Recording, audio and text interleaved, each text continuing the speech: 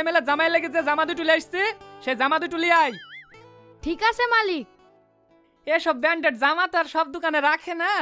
MLA জামাইয়ের লেগে এক বান্ডিল অর্ডার করে লিয়ে আসছি নু। এমএলএর মেয়ে এসে 4টি লিখেছে আর 2টো পড়ে আছে। দেখো তোমাদের পছন্দ হয় কি। এইলেন মালিক।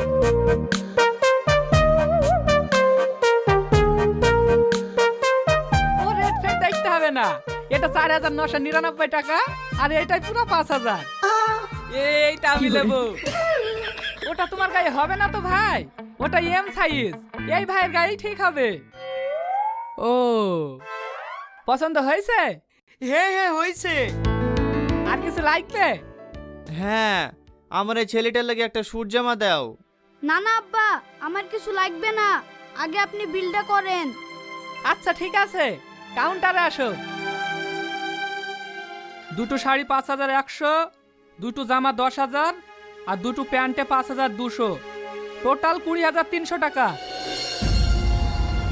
20,300?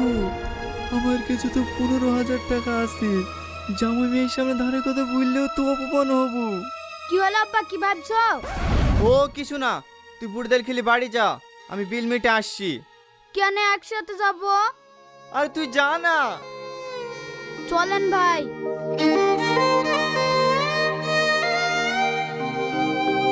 বাপ, আমার কাছে এই 15,000 টাকাই আছে, এই টাকাটা রাখো।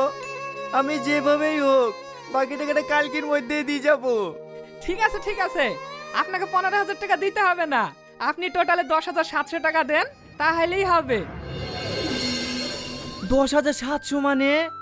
একটা কথা বলছি চাচা, রাগ করেন না। আপনার জামাই রাজা লোক, ওরা পরের পালে আলকাতরাও খাবে।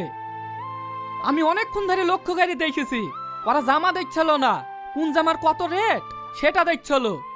সেই জন্য আমি চালাকি করে 300 টাকার জামাতে 5,000 টাকার ডুপ্লিকেট সিল মেরে দিয়েছি। আপনি টোটালে 10,700 টাকা দেন তাহলেই হবে। বাপ, তুমি যে আমার কি উপকার করিছো আমি মুখে বলে বোঝাতে পারবো না। ঠিক আছে চাচা ঠিক আছে, আপনার ছেলে জামা প্যান্ট নালি চলে গেল, ওর লেগে একটা জামা প্যান্ট দেবো। হ্যাঁ দাও।